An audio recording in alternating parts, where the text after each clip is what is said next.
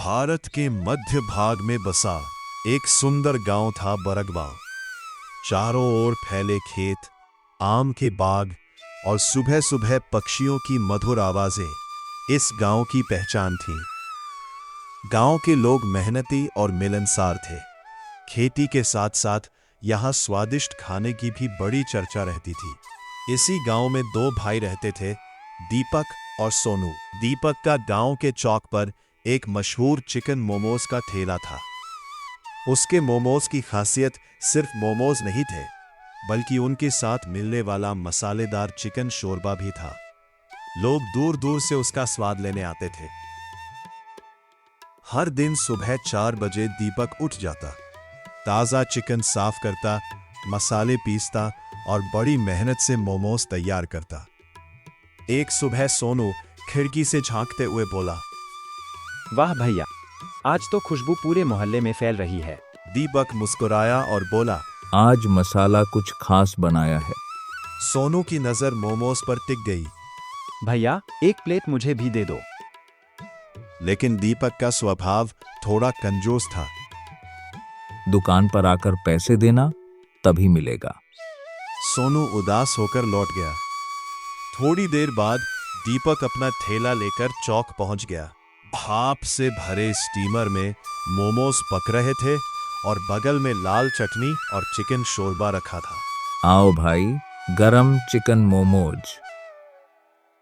कुछ ही देर में ग्राहकों की भीड़ लग गई। गांव के बुजुर्ग रामलाल काका ने कहा, बेटा, हम शाकाहारी हैं, हमारे लिए भी कुछ बनाओ। दीपक बोला, काका, कल से गोभी वाले मोमोज भी मिलेंगे।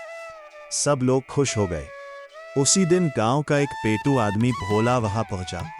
गांव वाले उसे प्यार से लड्डू कहते थे, क्योंकि वो हमेशा कुछ ना कुछ खाता रहता था। भोला बोला, दीपक भाई, आधी प्लेट उधार दे दो। नहीं भाई, यहाँ उधार नहीं चलता। बेचारा भोला मन महसूस कर चला गया।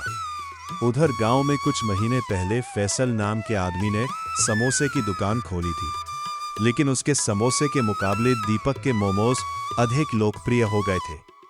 जब भी मोमोज की खुशबू फैलती, लोग समोसे छोड़कर मोमोज खाने चले जाते। फैसल अंदर ही अंदर जलने लगा। इस दीपक ने तो मेरा धंधा चौपट कर दिया। अगले दिन दीपक ने चिकन और गोभी दोनों तरह के मोमोज तैयार किए।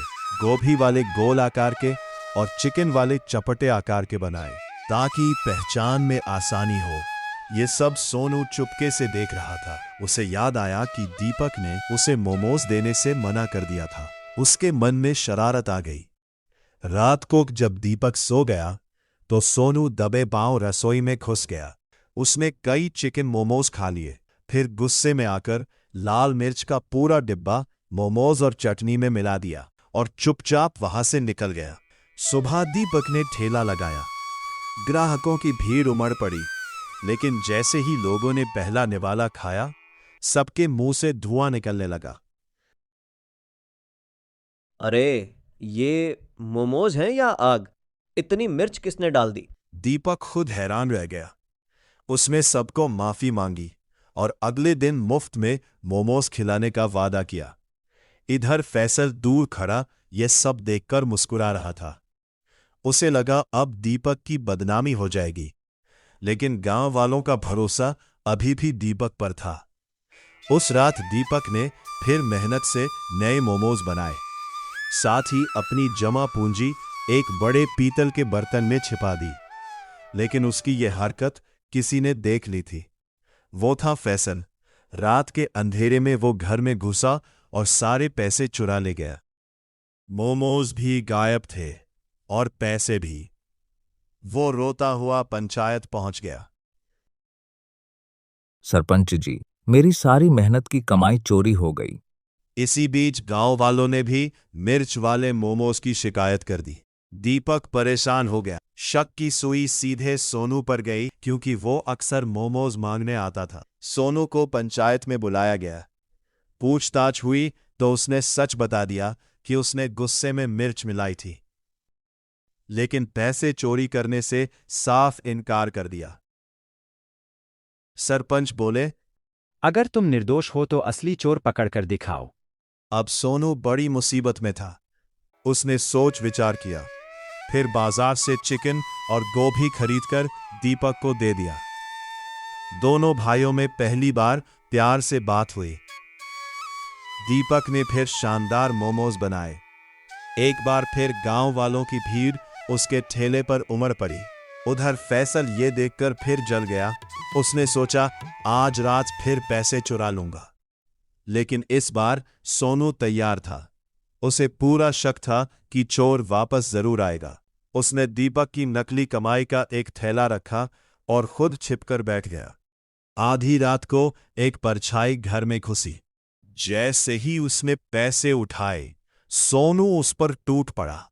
दोनों में हाथापाई होने लगी। शोर सुनकर गांव वाले भी आ गए। जब लोगों ने चोर का चेहरा देखा, अरे ये तो फैसल है। फैसल रोते हुए बोला, मुझे माफ कर दो, मैं दीपक से जलता था। उसके कारण मेरे समोसे नहीं बिकते थे, इसलिए मैंने चोरी की और बदनाम करने की कोशिश भी की। सरपंच ने उसे कड़ी सजा सुनाई। इसके बाद दीपक ने सोनू से कहा, भाई, मैंने हमेशा तुझे दूर रखा, लेकिन तूने ही मेरी सच्चाई साबित की। दोनों भाइयों ने एक दूसरे को गले लगा लिया। कुछ दिनों बाद दीपक ने सोनू के लिए भी एक नया मोमोज का ठेला लगवा दिया। अब दोनों भाई मिलकर काम करने लगे। एक चिकन मोमोज बेचता था और दूसरा वेज मोमोज। और दोनों भाइयों की दोस्ती पूरे इलाके में मिसाल बन गई।